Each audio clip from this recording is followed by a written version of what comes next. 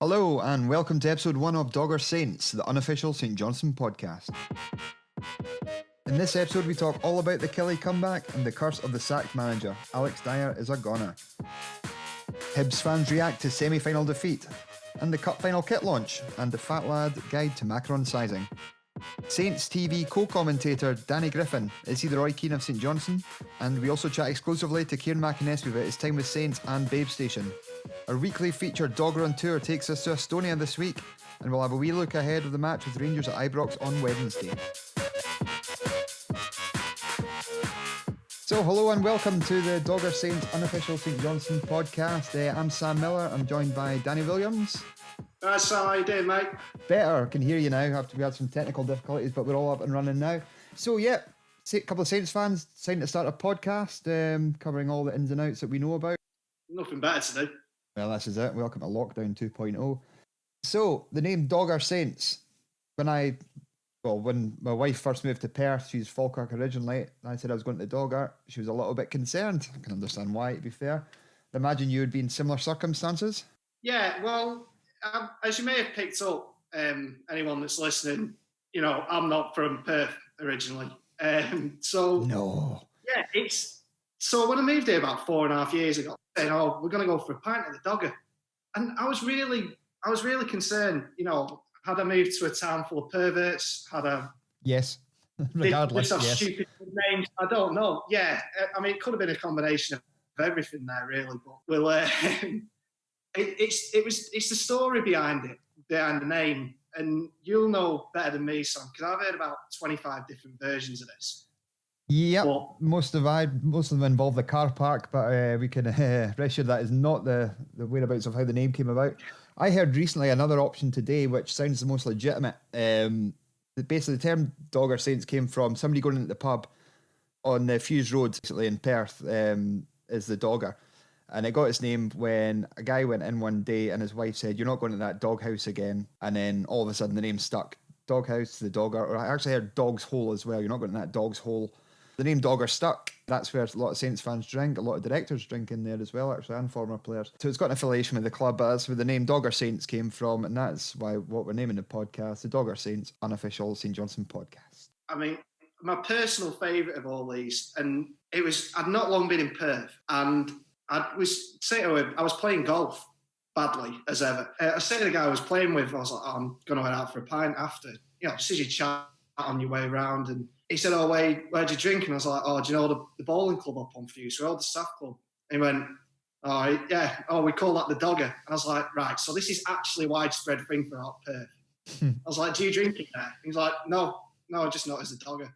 Yeah, I think its official name is Caledonian Road Bowling Club, but Dogger flows off the tongue a little bit easier. The Dogger's there. So, we've covered that. So, let's talk about the Killie comeback from yesterday. Kilmarnock 2, St Johnstone 3. What's your thoughts initially? Well, it's something of a surprise, the comeback. So I wasn't necessarily expecting it to 2-0. In all fairness, I was texting you and a few of the other guys and saying at half time, if you looked at the first half, we didn't play that badly at all. No.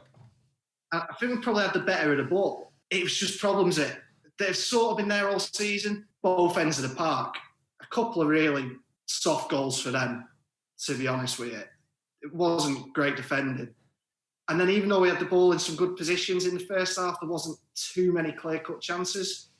And there was the McCann one very early on, and the one where Guy Melamed, it was the overhead kick. But again, were either them necessarily really clear-cut? Not really. No, I wouldn't say so. That was it, and a lot of overhit corners, but we'll get to that. The first goal kind of shows up the defensive frailties that have kind of been there all season. But half time, a few texts, you're obviously in the same group, Sam, and a lot of doom and gloom merchants. One of them saying that we're getting relegated. The fickle world of football fans. There you go. And 45 minutes later, 3 goals later, and we're down the road with all 3 points. Make it 9 out of 9 points against Killie this season. I mean, it was a cracking second half performance, to be honest with you.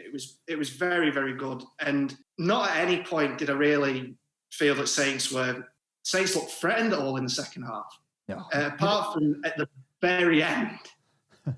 Is that when Rooney tried to pass it back to the keeper and it was just... Didn't go to the corner, yeah. And, you know, maybe player I've given a little bit of stick to, Xander Clark, absolutely roasting the rest of it. And it's like, don't do that again. It was absolutely spot on. But yeah, no, I mean, absolutely great second half performance. We finally got a bit of luck up front, which is something we've not seen a lot of this season, and just a couple of wee breaks of the ball, which all came down to maybe Melamed being in the right place at the right time as well. But he got the break, managed to get the ball away, proper striker's goal. That is something we've not really been doing a lot of, is getting the strikers in the right positions. Doing a lot of hard work, but the very end product has always kind of let us down a bit. Yeah, absolutely. I think the first goal, Melamed's goal, I mean, he was in the exact right place. Actually, sort of slipped under the radar. There was a really good touch from Chris Kane in there when the ball came into, I can't remember who sent it in from the left. It might have been Tanza, or it was Tanza or Wotherspoon. But it was a really good touch from Chris Kane. As I say, Melamed's just in the right place at the right time, proper centre forwards goal, and then a very typically scruffy goal. As you say, it's the break of the ball, and then the goals we haven't been getting. No, and Murray Davison again, as we said, in that position to score a Murray Davison-esque goal, flinging himself at it, the scruffiest of goals you'll ever see, but he makes a habit of doing them. Yeah, I mean, it's not a coincidence. It's not sort of luck that it happens, because it happens maybe not routinely, but it happens so often that he scores goals where they're not pretty, but it's a little bit of bravery, because the keeper's coming out all the time. It's just a little bit of sort of desire and will to get to the ball, and it doesn't matter how they go in. No, I can't think of a time where I've seen Murray Davison pull out of a 50-50. It's probably the time he's got a season ticket up at the PRI. That kind of guy, but that's the kind of guy you need in your midfield, biting metal. Yeah, exactly. That's exactly what you want. And then obviously the third goal was a real. It was a bit of quality, to be honest with you. Watched it back quite a few times. It was a really fantastic goal, and the sort of thing that Hope McCann could do more, but it's nice when it does happen. Yeah, when it pulls off. Like I said, Melamed was kind of pretty clever with that one, because he held up the ball and waited till the defender committed before kind of playing it in last minute to McCann, who I think the surface helped as well. It zipped right off the surface and into the bottom corner. I think that's kind of benefited them as well. But no, you kind of knew after the first one went in the way kind of Melamed grabbed the ball, that it kind of looked like, because like, as you say, the first half wasn't bad. Just final balls and terrible crossing, trying to get to that back post, because there's some big guys in the team that are good at corners that can head the ball. Sean Rooney, his header would still be travelling if there wasn't a net at Hampden. It'd still be going. Murray Davison's decent with his head. Jason Kerr's chipped him with a goal this season. Liam Gordon's had numerous attempts at header. So they're big guys up there, but for some reason the corners just weren't working. I think one of them even flew out of play. Was that Tanza that took that one? That was Tanza, yeah. That was, well, to be honest with you, it looks dreadful when it happens. But there's so many, and maybe Tanza wasn't the sort of main culprit for it, so maybe I'm giving him a bit too much credit here.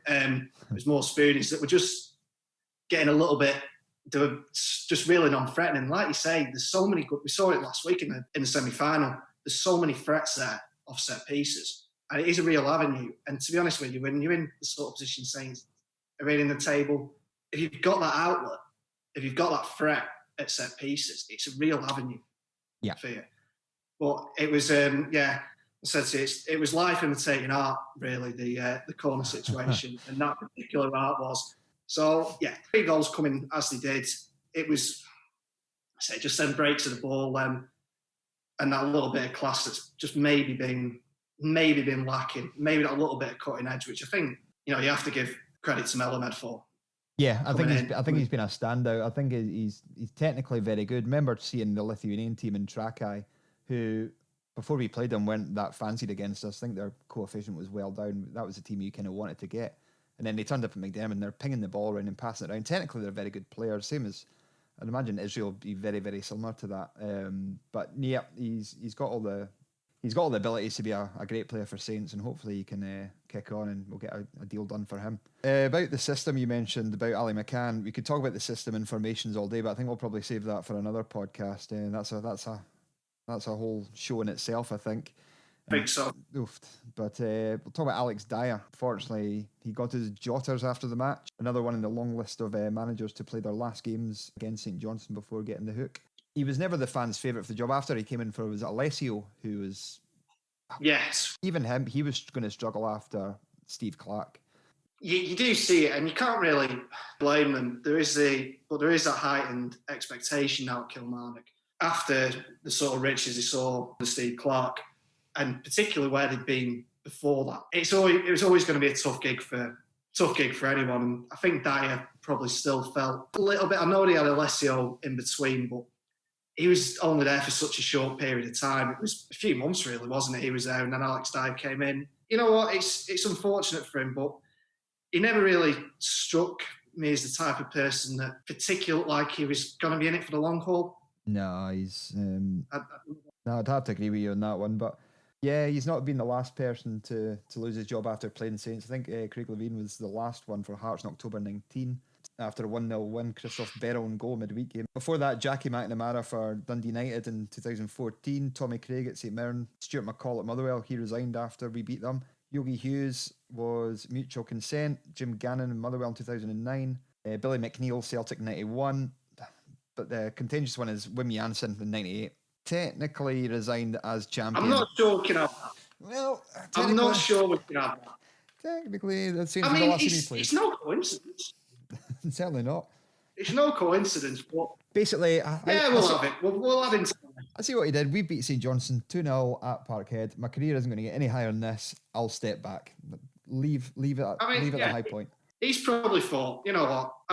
I've played in the World Cup final. I've won the league. I've done countless things with the man. Yeah, I've just got to start this curse of St Johnstone. That's it. Well, that'll be my mark on the game. And that is what he's remembered for. Stephen Watt was on comms that match on Saturday with Alistair Blair. He sounded like he was having a rare time. He was having a lovely old time, wasn't he? Wasn't he? He was having an absolutely lovely old time. He got a bit chilly. Yeah, he was a bit shivery at some point. He perked up though. So what he obviously went and got him hot chocolate and a blanket at half time, and he had a rare old time after that. Well, to be fair, it looks like the type of guy who probably had a packed lunch made by his good lady taken with him to the match. That's what I probably think. A wee flask and a wee sandwich. Alan McCoy's, I saw this on Twitter. It was John Champion he was commentating on. So this was a Premier League game down in England. And Ali's missus had made him a packed lunch, which is sort of quite adorable in the first place. But not only she made Ali a packed lunch, she made John Champion one as well. It's so sort of adorably Tim Pot. But depends what it was. It could have nipped a Pret. It could have nipped a Pret. I'm just not getting that. I'm just not getting that sense. Ali doesn't strike me as a Pret man anyway. Nah, he sends me as a Billy Bearham kind of guy. No green salad, all the sauce. And an orange juice to wash it down with. I tell you whose lunch I wouldn't like to get wrong would be Danny Griffin. Usually does the home commentary, co-commentary matches. He's split people down the line, isn't he? He's a furious dude. I think that's the best way I could describe him. Look, it's one of the sort of charms of sort of where we're at the minute with clubs providing their own commentary and output and stuff like that. And you guys that are quite emotionally invested in fortunes of that particular club. I know Rangers have somehow got the money to pay Clive Tilsley. He cares. I'm going to put it that way. He's the voice of the people. He does care. And even when Stephen Watt's doing his commentary, he's trying to keep him reined in, but sometimes he doesn't even manage to do that, as this clip would suggest. Yeah, just take a quick chance to say thank you to Bin Group, our front of shirt sponsor. Bin Group is Scotland's largest independent and leading provider of integrated recycling and waste management on the ball. Services. Delivered by Tanzer. Oh, nobody coming in the back, Rooney. That's where you should have been, Sean. You can visit bingroup.co.uk for more information. Sorry about that, Danny. That's all right. Doing my duties there. No, it's fine. I know you were doing that, Stephen. I thought I would pay attention to the real action. Keep people up to date what's actually happening. Correct. Yeah, just like your style. So yeah, he loves the club. We've got an interview with Kieran Mcanespie coming up. We'll ask him about Danny Griffin and see if he can shed some light on his demeanour. Yeah, fair play to Watty there. For not, that's not his full-time job or whatever, and he's doing that for the club, and he's having to rein in Danny Griffin as part of the deal. He must have been really glad when Alistair Blair turned up yesterday. Imagine he was worse. I'm just going to have a really, really great afternoon. Well, he started asking him about making substitutions, putting Watty on the spot. He's like, you can actually hear his arse collapse, Watty's arse collapse halfway through saying, I don't know, I'm not the manager. But that's Danny Griffin for you. He splits people down the line, either love him or hate him, but He brings some value to your £17.50. Something different. Yeah, we'll give him that. Here is a video which you probably have seen online about a young Hibs fan reacting to the League Cup semi-final loss against St Johnstone. This is probably one of the finest. If you can find the clip, the best 7 minutes you'll hear all season.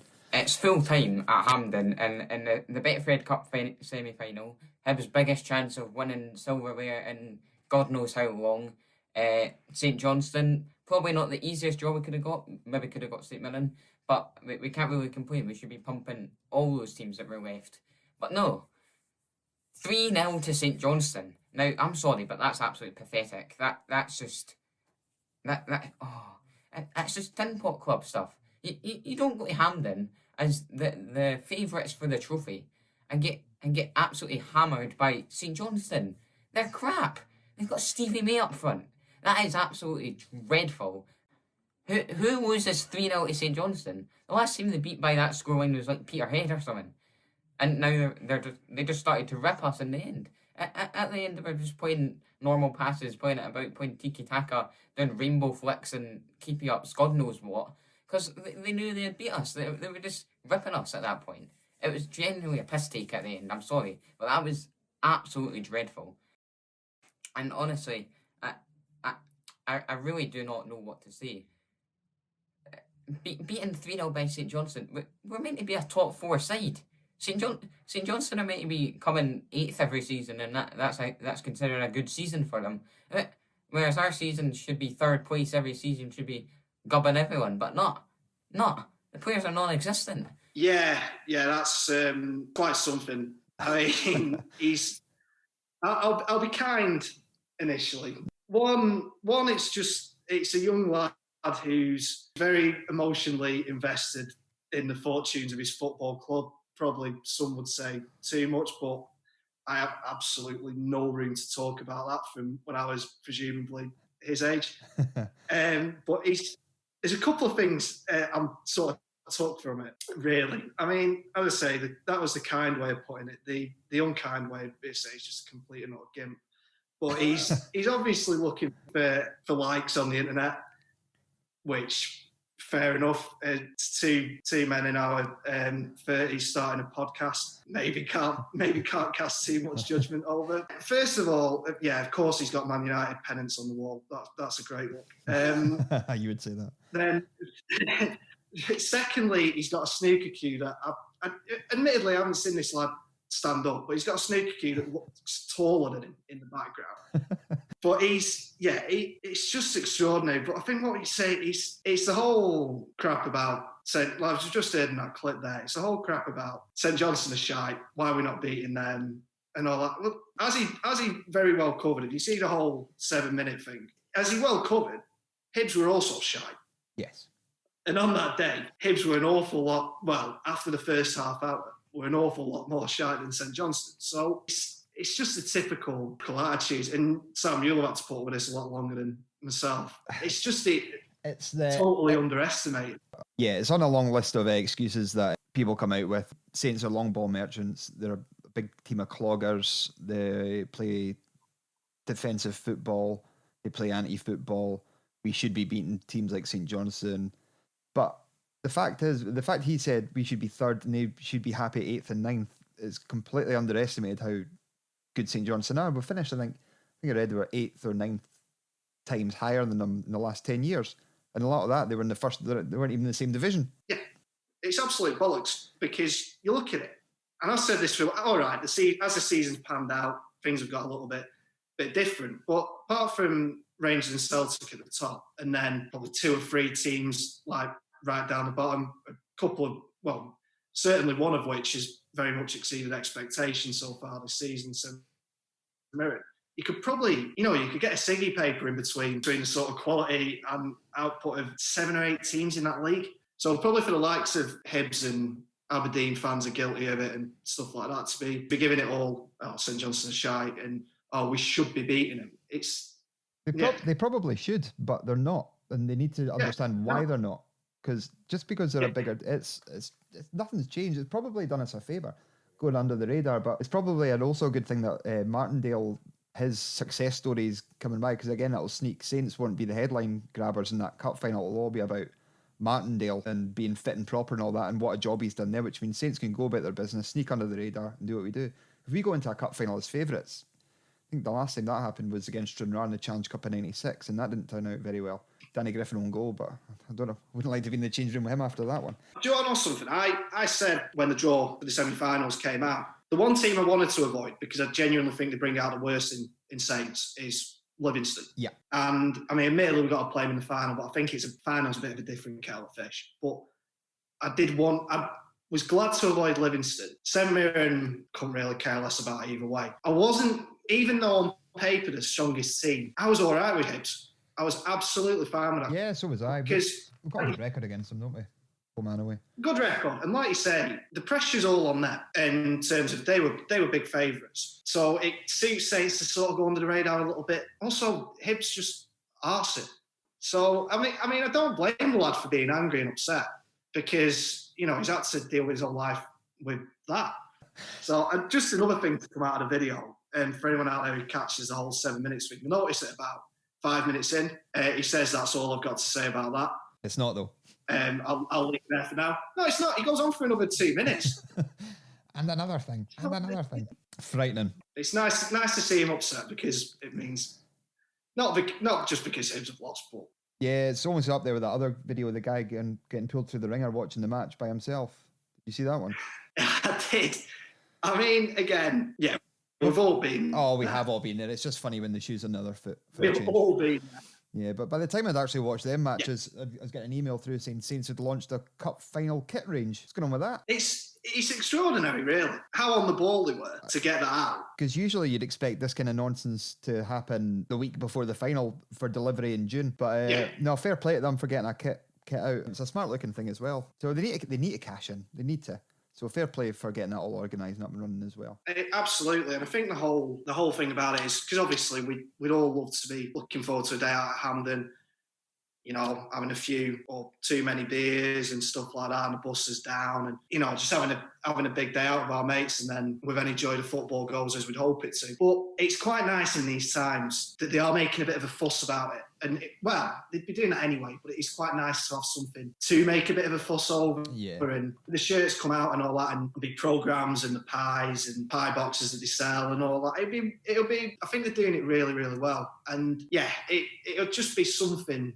Actually, instead of just watching a game of football in the living room or whatever, it'll be actually something a little bit different, something to really, really look forward to. And it's also, as you say, it's a cash-in. I've not bought it yet. I probably should have been on the ball with this, because, as you say, the whole June delivery thing could still come to fruition. But I take it you've got yours. Oh, very much so. It's on order. I've already got the home top this season as well, but so I know about my sizing guide. So for anybody thinking about getting a top for the final, next memento, go a size up. For the love of God, go a size up with Macron. I'm usually a large, and I have to get an XL. They're ticked. They're awfully ticked. Have you not got a Union Berlin? I have, or I did have. This was a bit of a pain in the arse, actually, because I bought it from Germany, so I couldn't even send it back. So I bought it in mail order from Germany, and by the time it factored in all those costs, it cost an absolute bomb. It was so tight. I mean, there's not a lot on me. I'm tall, but there's not really a lot on me, despite me slagging the wee Hibs lad off before. There's not a lot on me. So I bought a large, which would normally be sort of quite big, and it wasn't good. Like it was borderline pornographic. Oh baby. I mean, it was offensive. It was offensive at best. So word of caution, 2 words of caution from me on Macron. Go a size up and don't buy it from fucking Germany. No, there we go. Good advice all round with that.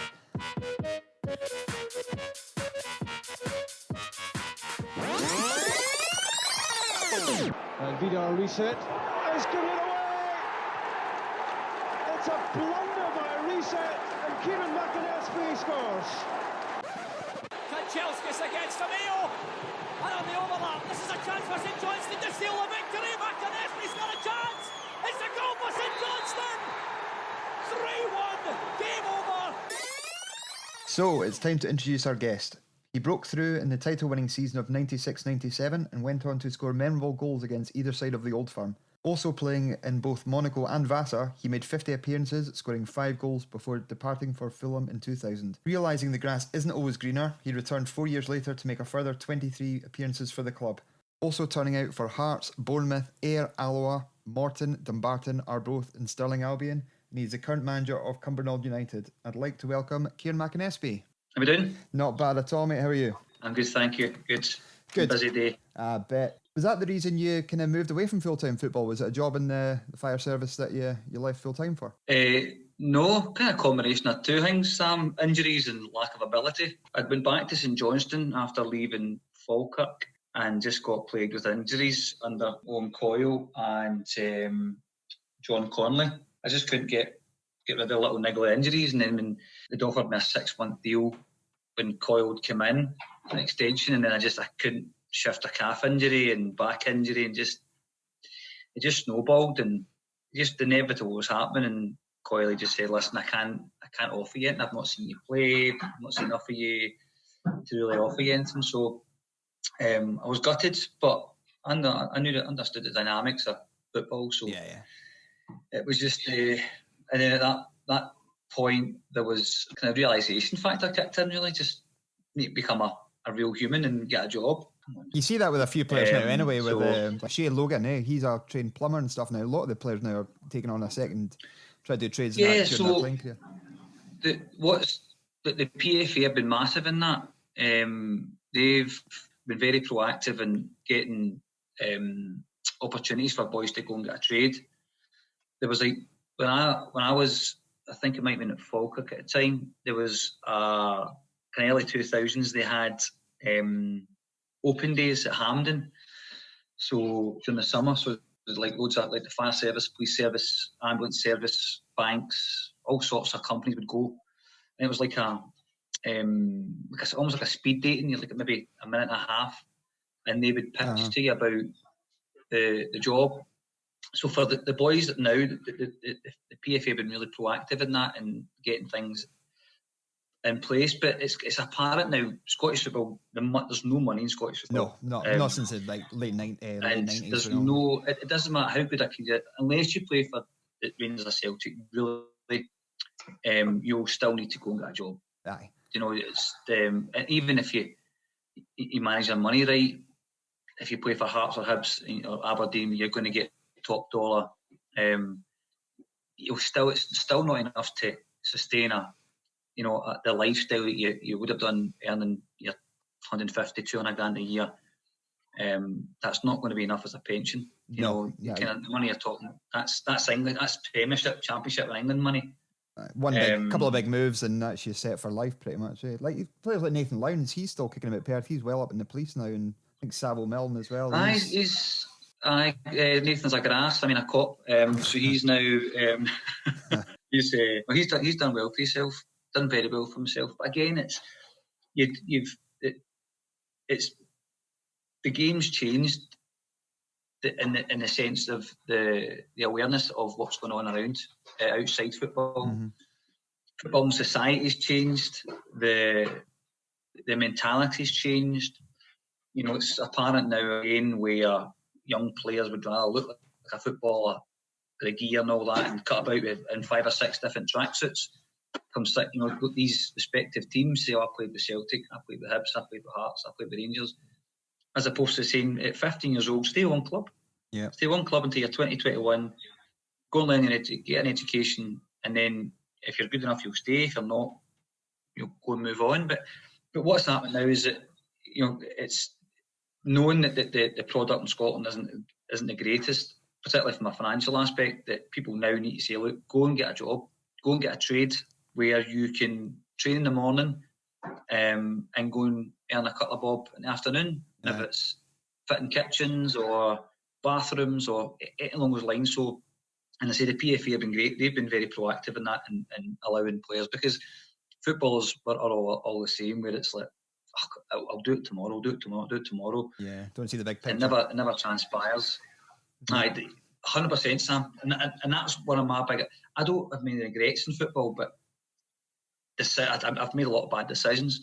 And one of the worst decisions I made was not, look at the bigger picture, when maybe one or two were saying, You look at the bigger, invests, but there wasn't a lot at our disposal back then. There wasn't a lot of exposure of what was ready for you outside football. We're not recording the video, but I'll explain in later what's happening in the video. It's all right. I'm just getting my doctor looking after me now. I signed schoolboy in 1993 and went full time in 95. So I was 14 when I signed schoolboy, and I was a summer leaver for school, and so I got my years checked. COVID free. And aye, thank I'm God. fine. So I went full time 95, and then I left in 2000. Aye. I remember. I think I was at the game where you scored your first goal. It was either Clydebank or St Mirren. It was a looping header away with your first goal. St Mirren was a header. That was the second. The first one was Clydebank away at Boghead. That's what it was. It was a Tuesday night. A looping header. It was a Saturday afternoon. Old Love Street. I was there. To make it one each. That was it. And Jim Weir and Lee Jenkins had a fight at half time in that game. Sitting beside Jim, and Lee was the other side of the changing room, and he was just shouting each other, and he didn't really get on the wrong side of Jim. So when he was angry, and I just kind of sat there, this week 17-year-old. Baptism of fire for you. Jim. So you don't want to get on the wrong side of him now. No, he's not changed anything in Germany. But he comes from a boxing family, so that's why he got big fat snib. Rattling out Ironmans. No, he's I know, bonkers. But he was always like that though, Sam. He was always super fit. Remember when I went full time and we used to go up Canole Hill, and we did pre-season, and there was Jim, Paul Cherry, and Scott Young, and then myself. That was the front four. Was that the old school pre-season training running up Canole Hill? Up Canole Hill. And I always remember Paul Cherry saying to me, "The day I see arses is the day I chuck it." Aye. You were always a front runner though. You were always one of the fastest in the lot, were you not? I've always tried to be, but even when I played latterly, I always said I'll be the fittest. And when I went to Glenafton as a coach, I was still the fittest in pre-season. And I did my calf, like we played a game, it lasted 13 minutes, my calf went, and I went, that's it. I lost not the desire to keep playing, but I was focusing on now my coaching. Yeah.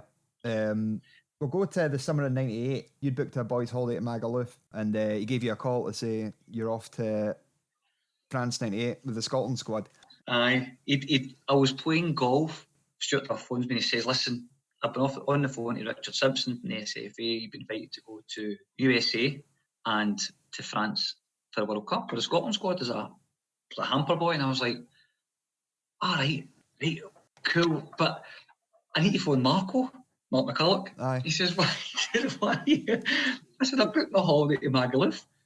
And he went, right, okay.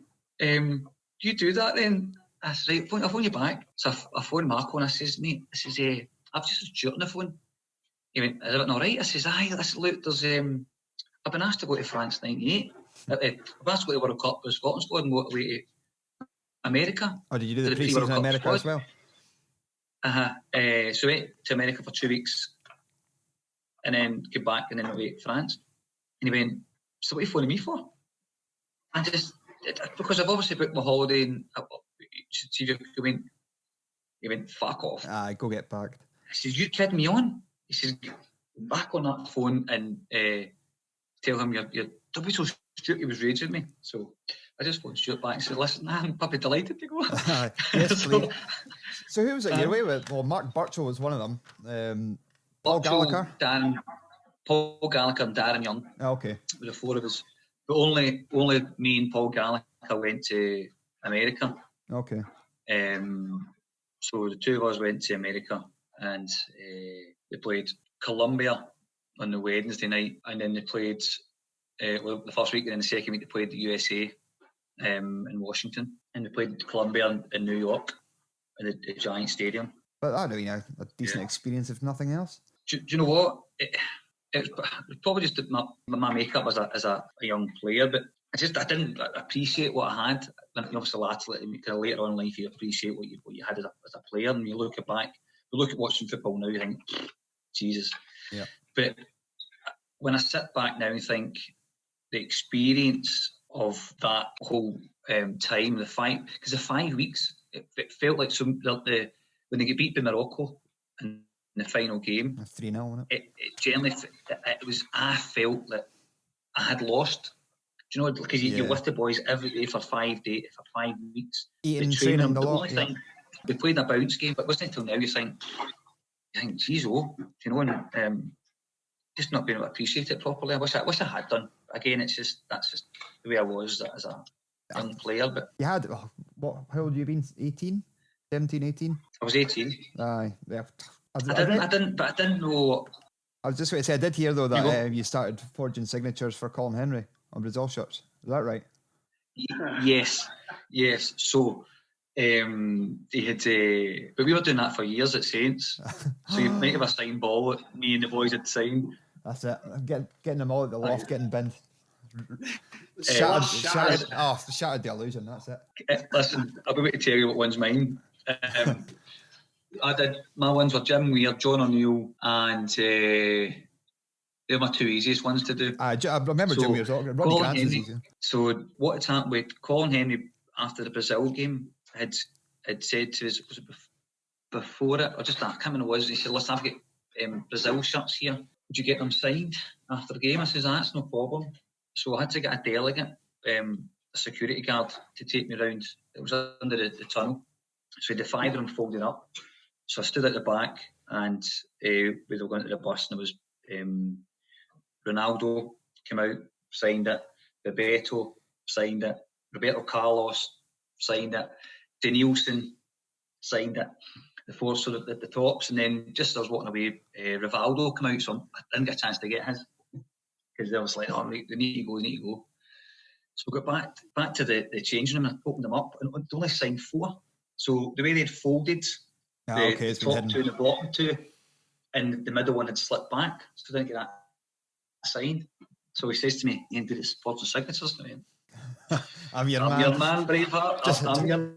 Why is Jim Weir signed a Brazil shirt? Jim Weir, John O'Neill. So for the next day or two, I just practiced the jerseys. But he says you can keep the one you copy. So I've got a Brazil top with the 4 signatures on it, the originals. Nice. And someone else has got the Mcanespie one somewhere. Right, that's that covered. We'll move on. We'll move on to later on after that summer. Kind of breakthrough season for you. Scored a couple of cracking goals, which you won't forget. We played the audio earlier on against Rangers and the Celtic goal. Have you got? Being West Coast, you must have have you got a bias? Who's your preference? Oh, my bias is heavily on the green. Is on it the east? Same as your is your family the same? No, they all Rangers. I'm the run. Well, mm-hmm. But Vida Reset set up on a platter for you though. Do you know it was weird because Nathan had the ball and Nathan had it over his head and took him to the bylines, and Nathan was quick, so he got by him. But as the ball bounced, Reset just got the other side of him. Mm-hmm. So I've come for the left hand side thinking it's going to put it out for a corner, and I took the corners free kick. So I was heading over to take the corner. So I was on my way to go and take the corner as he's kicked it across. Only he knows. Aye. And he's kicked it right across. And one thing I did that was head on the ball. So it was like, well, I'll have some of that. An absolute so freebie. Right in my head. So perfect. Job done. Aye, that's happened. Could they turn that one down? But the goal against Rangers, I remember, I think it just broke to, was it Miguel? It broke to, and you just actually put the afterburners on and took off. They used the footage of you scoring the goal on Sky One's Dream Team. St Johnstone were Harchester playing against Rangers in the UEFA Cup, and you were Carl Fletcher who scored the goal. If you ever watched Dream Team, but there you go. Royalties for that, Kieran. I'll find the. It's on YouTube. You don't get any royalties for that. You should be getting royalties. No, for that. I need to email some people. See, find the production company, right? So I will do it. They've gone bump because they produced Dream Scene, but I know. Dream It's a Team. shambles. But I'll find the video. It's on YouTube somewhere. Basically, they just darkened the Saints kits to purple, and then they had your goal, and they went, "That's the Saints game. That's McDermott." And there it wasn't. It cut to a close-up of Carl Fletcher celebrating the goal. But no, a good finish, 3-1 win on that one. That was did we not lose 7-0 the last time they were at home? So we played them early in the season, and Givar scored a hat-trick. That's right. They battered us 7-0. And then we played them... The League Cup final a couple of weeks later. Beat us 2-1. Nick scored. And then... But that game's... So what people don't see about that goal, which I'll remember, is that Albert's hit the free kick, and I blocked the free kick. Okay. And then it spun up, and then I blocked the next challenge. I won the next ball. Then it played to Miguel. And then Miguel was one-on-one. McInchelsea was back to the pitch. And I was just screaming at Mickey, just hold it. And I just went, whoa. That was Coloss in the sticks. Not a bad keeper to beat either. Listen, they've all tried. It's what I do. What I did. But that was the League Cup final. You weren't involved in that or the semi, were you not? Was that? I think I read somewhere on Twitter a couple of days ago that you got totally patched for it because O'Boyle was back. Honestly, so so the way it was, like, although there was only 3 subs at the time in the cup. Nathan had been playing and I'd been on the bench, and then Jordy came back. We got done a fitness test and he was fit for the semi-final. So George was starting, and then Nathan get put on the bench and I get patched to the stand. Serene. Gutted. Because then they kept... Then he played that game. He didn't play the next couple of games, and then obviously back for the final. So again, there's only 3 subs in the final. But I was a young boy. My first one full time. Callum was there, and we were quite pally. It was me, Philip, Scott, Callum, Danny Griffin, Nathan Lowndes, and Miguel were all quite pally. When Callum left, it was just obviously the rest of us. But no, I went down and visit Callum a couple of times with Fizz. I went to Blackburn, but then just lost touch over the years. And I saw him again. When they were down, I think St Mirren had a game on, and I seen them at Hillington Costa. Glamour. I think it was in so they just won the Scottish Cup. So obviously my dream was to win the Scottish Cup with Saints, or win the league with Saints, go back as manager. And we're like a wee love-struck teenager. I've lacked to Tommy, you ruined my dream. And he looked at me and I went, congratulations on winning the Scottish Cup. I was just like, what? Yeah. I was like, what? So never meet your heroes. But then I went back. So I was up in Perth working, and I popped into McDermott and I seen him. So I was talking to him. Talked to the gaffer come along, and I said, listen, I met you and Callum a couple of years back. It was the year before, that's the last year. I said, I want to apologise. I sound like a little love-struck child, teenager, and he's like, don't worry about it, don't worry. So I was just delighted that he's won the Scottish Cup. So has Callum got what it takes? I think so. I think he's quite an unassuming person, Callum, but he doesn't suffer full gladly. No, he kind of comes across, kind of toes the company line, doesn't say anything too controversial, doesn't stir up controversy. Just a couple of weeks ago, the Celtic was going on about the changing rooms at McDermott being like sardine tins, but they had the AstroTurf pitches down the stairs, which are colossal. They're massive. I know, they had all 4 of them down there. So Callum came out and said, well, there's been a statement, nothing else to say in the matter, which is probably the right thing to do. Don't get drawn into it. And he needs to go about his job quietly. Yeah.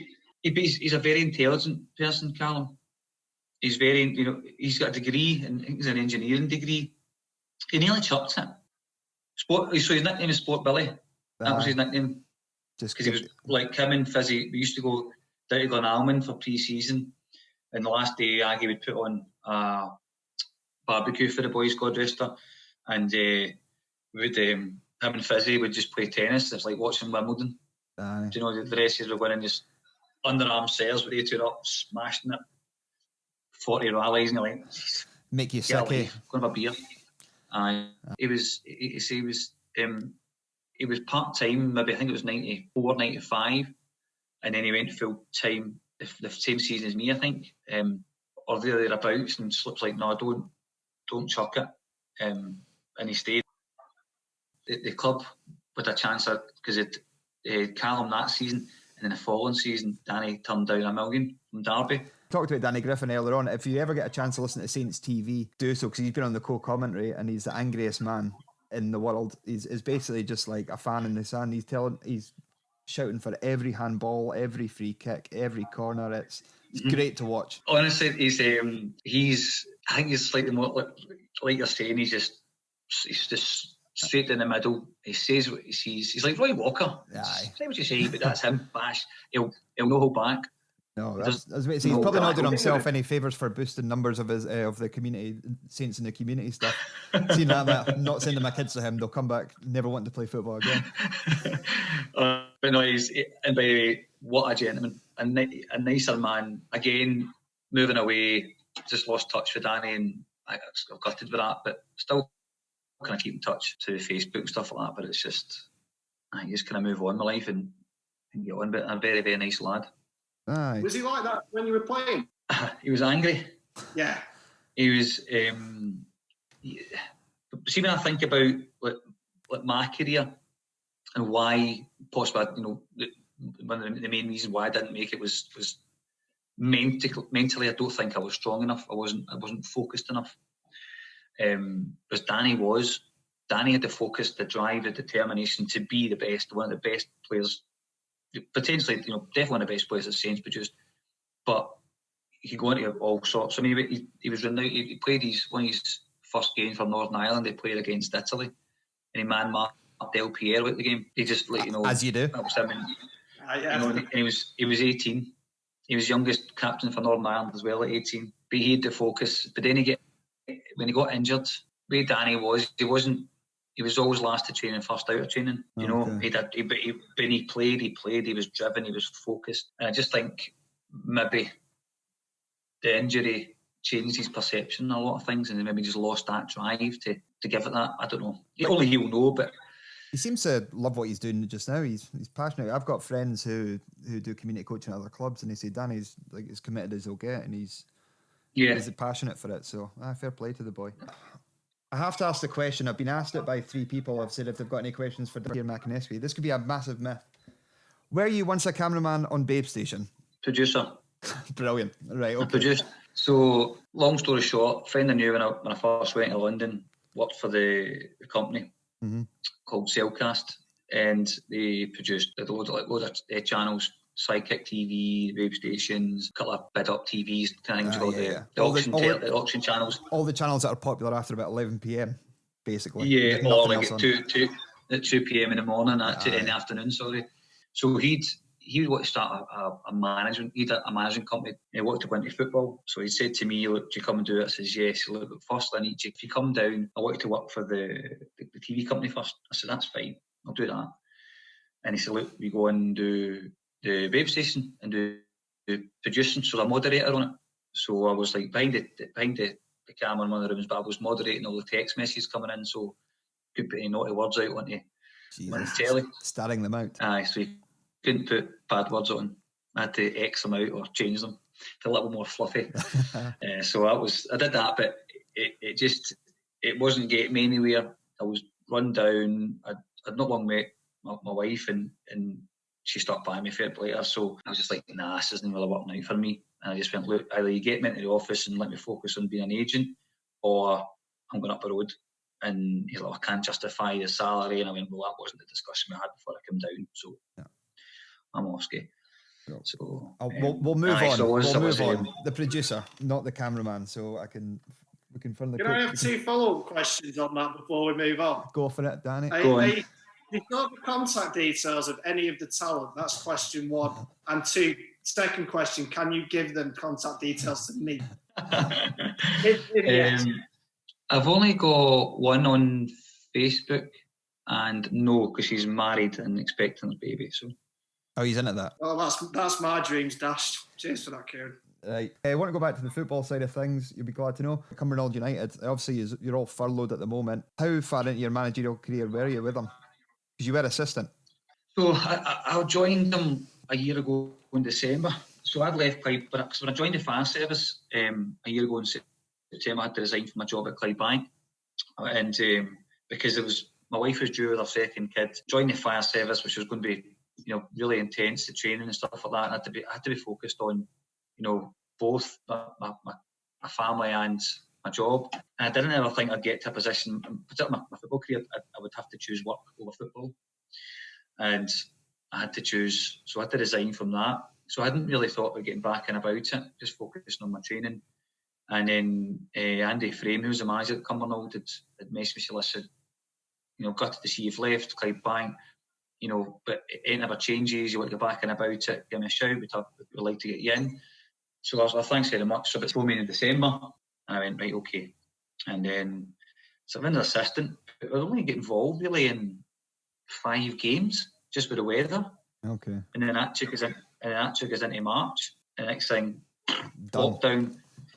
Andy's like, so Andy's a financial advisor. So he's like, listen, actually, when I come back, I'm going to have to really focus on getting the job back up, man. So I was like, okay. He said, well, look, I think you should go for it. Spoke to the chairman, and then he liked what he heard. But it's been very bitty because we've not had a chance to get going. The whole I lost eight first team regulars, walked out week before the season started because they weren't getting paid. Colin McMenamin's still there, is he away? No, Colin's my assistant manager. Ah, okay. So Colin, my assistant manager. Queen of South gave us 2 on loan. Stirling Albion gave us 2 on loan, and then we've tapped into a couple of an amateur team. We got 2 boys from them. So we're just trying to patch it up. Unfortunately, with some good players in, but just try to get a bit of momentum. Then we get injuries. Honestly, you couldn't write it. We had 6 injuries to centre halves. Get yourself up as a left back. I was nearly there. I was very, very close to doing it. So, but I was a bit. But just it's one of those. You want to build it, but I get frustrated myself because I see what potential they've got.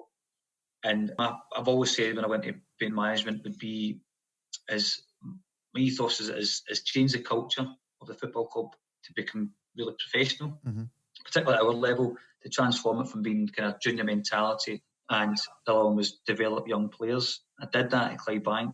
There's, I gave 7 or 8 boys from the under-19s a debut. I think 4 are still in the first team. And then at Clydebank, at Cumbernauld, the same. My same ethos is change the culture, get everyone to buy into, just the thinking of how professional football clubs, run, how they work, how they think, and getting the players to buy into that as well to change their mentality from just being can't be asked to come to training or we're playing.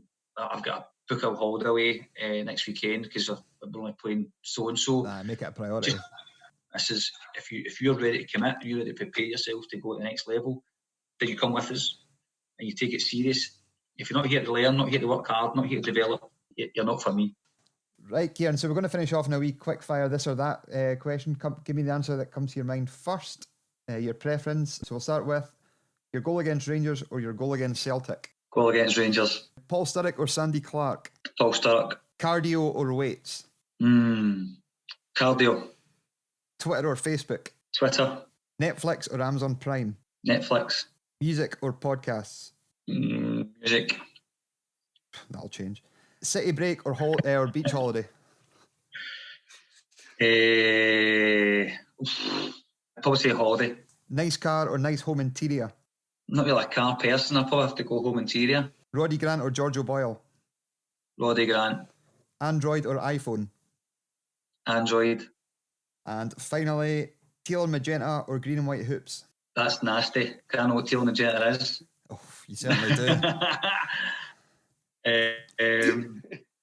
Teal and magenta. Good man. Right, brilliant. Really appreciate having you on, Kieran. This will be up and running very shortly. Thanks for having me on. No problem at all. Good luck when your football season gets up and running. Really delighted to have you on, buddy. Thank you. Thanks again, guys. Appreciate mate. it. Cheers. God bless. Right, so we're going to touch on another feature now, which you can get involved in on our socials. So if you can message at @DoggerSaints on Instagram, Twitter, any of your ridiculous Saints stories about away trips, anything that funny happened at home. I'll start off. I don't know if you know this one, Dan. I don't think I told you about my away trip to Brecon. Snow was coming in sideways. So we went to the All-Stars. I don't know what it is now. I think it's an Indian restaurant, but it was a sports bar at the time. So we go in there, a couple of the boys, 5 of us. We go in, I can't remember what bus we're on. So we're in there, blutered, 5 to 3, open the door, it's dark. My mate Scott go, nah, we're not going to this. Sat in there, got into with some Dundee boys, had some shots, had some beers, watched the scores coming in, and then we got reminded it was 5:20. We better get our arse back to the ground to like the bus up the road. Got round there, gone. Nobody, not a sight, not one sole person at the ground. The only thing that was there was the team bus. So thankfully, we knew Steve Park, who was a director at the time. So the guy who was with Scott Kennedy called Steve and went, "Is there any chance we can get a wee run back?" So Steve comes out and went, "Get on the bus, get to the back, sit down, shut up and don't say a thing." Like, no worries. You get in the bus, first person on the bus is Owen Coyle, who comes, "Right lads," comes and sits and joins us at the back. And when you enjoy the game, we're like, "Yeah, Martin Hardy's goal was the best one." He's like, "Which one?" We're like, "Oh, he knew we weren't there." So coming up the road, Kevin James turns around and asks us if we play poker. So I'm sitting at a table with Kevin James. I think Martin Hardy's there. Me and Scott, we're all sitting playing poker. What we do is the bus slows down past another bus at the side of the road. It was the bus we were supposed to get home broke down. And there we are waving to them at the side of the road from the team bus. That can't be glorious. Right open. Cannot be glorious moments like that. There we are. Brecon. I like Brecon as a good away trip, but what a bugger to get home from if you've not got the bus. Bus to Dundee, then Unless you're driving, it is an absolute scrumash. not driving to away games, not for me. But if you got any ridiculous St Johnstone stories, like you said, get in touch with us on Twitter at @DoggerSaints. Same on Instagram. Right, we're going to have a wee look at the Rangers match on Wednesday, just very briefly. Will we stick with the same team that started on Saturday? Dan? I would, but I don't think... It's a funny one, really, because at the end of the day, we're on a hide it for nothing, aren't we? That's a free goal in a minute. It's a free goal, and that's why I'd stick with the same team. What I think could happen is he'll revert to the system of one up top and get Kane up top on his own. Well, I think it might be a bit more similar to the team from the Cup semi-final. Yep. In which you've got the two wide players. Spoonie will play on the left, and probably Conway would come back in on the right hand side. As you say, we can probably go into tactics another time why you don't need wing backs and wingers, but that's as I say, that's for another time. I'd stick with the same team as on Saturday because I think it's more attack. I know he's still playing 3 at the back or 3 centre halves, but I just think it's more attacking, and that result against Killie actually gives us that a little bit of freedom to have that free shot at him. And they're not... I say, well, they're absolutely steamrolling through everybody, but they're now leaking a couple of goals. So, Motherwell had a good result against them, a good 1-1 draw. I think Dundee United kind of scored against them. That's what it's coming down to, if we can score against them. But we've done it right. We need Blair Alston in that team to score a 40-yard pinger or Lappin or somebody like that. Actually, it's much to my sort of chagrin, I didn't go to that game. And it was about a day. It might have even been the day before one of my birthdays. It might have been like the 28th or something. And for some reason, decided not to go and just got pissed in Perth. But yeah, there's a bit of regret around that. Yeah, but there won't be many games we'll be missing when we're allowed back in the ground. So that's the main thing. Well, that's it. That's the game. Now, Danny, are you ready for a Dogger Saints World Tour? I am. Right, this is our new fun feature where we're going to take a trip around the world and see which ridiculous players played for Saints from that country. And this week we're going off to the northern European Baltic country of Estonia. Now this isn't going back too far. We're only going back one season. The legend, that is Madis Vyman, I should say. Yeah, he certainly wasn't Midas. He certainly wasn't fucking King Midas, was he? He did not have any golden touch. Might have been reverse. He was shit. Yeah, he wasn't good. He was bad, if anything. But 19 caps for Estonia, big massive centre back. You're thinking, surely to God, he's going to have some of the characteristics to fit in Scottish football. Well, I was thinking this. I was thinking about this earlier. I was trying to think of like the context around it, and we were a little bit short on centre halves because Gordon was out, I think. Messi had just left. Yeah. And Anderson was back. He'd been out on loan. I think it was his loan spell at Party. And he'd come back, but for whatever reason, seems to be a little bit. He was well out of favour. Gordon was injured, so he basically had Kurt, and there's probably someone else I'm missing or I'm forgetting. But it was so you see this lad come in, and you look at him. He's got 19 caps for Estonia. Admittedly, not a footballing sort of system that I know an awful lot about, but you must think he's got 19 caps. So he's only about 23, 24 as well, and so he must have something about him. But I thought at best he's going to be absolutely ace, and we just won't keep him after long because whoever he was playing for would want him back. I thought at worst he's going to pretty much have the basics right, and he might have the odd clanger in him. He had fucking nothing. He had nothing in the locker. I remember watching him on his debut. It was Kilmarnock. They won 1-0. It was that Alessio that was in charge. I think O'Donnell scored in the first half and he just parked the bus, but he was headless chicken stuff. I have never seen a centre-half in about 4 games that he played. I've never seen a centre-half do this across sort of a career. Routinely get caught under the ball. Shane Duffy. He was a big lump of a boy. But yeah, he was... Bless him, and obviously, I think he was maybe his heart wasn't in it. Must have been disillusioned by the whole world of Scottish football, because when he went back to his parent club, Flora Tallinn, he decided to retire from football at 25 years old. It was. I don't know what that says about St Johnstone or about Scottish football. I mean, I moved here. I quite like it here. I quite like St Johnstone, but I like Scottish football. But it might not be for everyone. Do you remember Joe Gormley?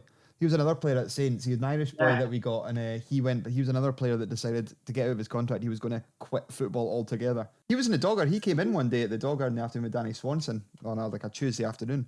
He just did not want to be. That's probably not a great start to your introduction to Perth. No. Is he one of the few players that are banned? Danny Swanson. Sorry? Is Danny Swanson one of the few players that's banned from the Dogger?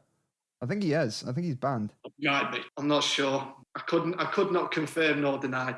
I'll need to get more info now. That'll be a Saint story for a future episode, I think. But yeah, Madis Vyman, we salute you and your Haddy ways. It had all the potential there. 6'5", big defender, international. I don't even know how we scouted him, or must have been one of these guys that got picked up on Ultimate Teams or on FIFA or Championship Manager. Look at this boy. Do you remember Ali Dyer? Oh yeah.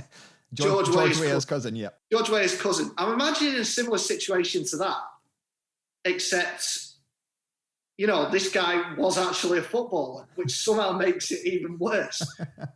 You can't even pretend to not be a footballer. I mean, Estonia, all right, they're not exactly Holland or Spain. They're not bottom tier. They're kind of pot 4 stuff. Yeah, they're not San Marino or Gibraltar or the Vatican or the 75s or something like that. They're sort of a pretty middling European nation. They're usually a tricky away tie is what they usually are. So that's our trip into Europe this week, was our trip to Estonia and Madis Vyman. We'll see where we'll end up next week. Hopefully it's somebody equally as ridiculous. I'm getting vibes this could be sort of the footballing podcast equivalent of National Lampoon's Vacation. Like, where just every turn we take, it just goes to shit. But... I think this is an absolute winner of a podcast, to be fair. It'll be and then we end up at Wallyville. Wallyville. This is gonna be edited with an inch of its life, I think, to make it sound somewhat coherent. Right, so I think that's about it. We've covered a fair whack in that. How do you think it went, Dan? It was very enjoyable, Sam. I mean, it was pretty much as I expected from the pair of us. We had a laugh at ramshackle. We fucked up the recording first time round. Yeah, it's now 10 o'clock at night. We started this at 6 p.m. But no, it's been very enjoyable, Sam, and been good fun. Absolutely looking forward to the next one. Kieran's a good character, eh? Nice guy. Kieran's lovely. I absolutely smasher of a guy. That was my best work in this whole podcast, to be honest with you, because I barely said anything for however long it was. I just seen you lying back in your Winchester chair smoking a cigar, and I'm doing all the grafting here. It's nonsense. That's what we want. So that's everything. I hope you enjoyed that. We'll be back next week to cover matches against Rangers and Livingston, and look forward to the Celtic match the following Sunday. Well, I hope you enjoyed it, because you're stuck with us now, because we're going to be doing this again. Yeah, and if you've got any feedback, please tweet us on @DoggerSaints or get us on Instagram @DoggerSaints. If Flonix want to get on board as a sponsor, that'd be great. Plug you every 20 minutes as per the standard on commentary. And we'll look forward to seeing you again. Cheers. Bye-bye.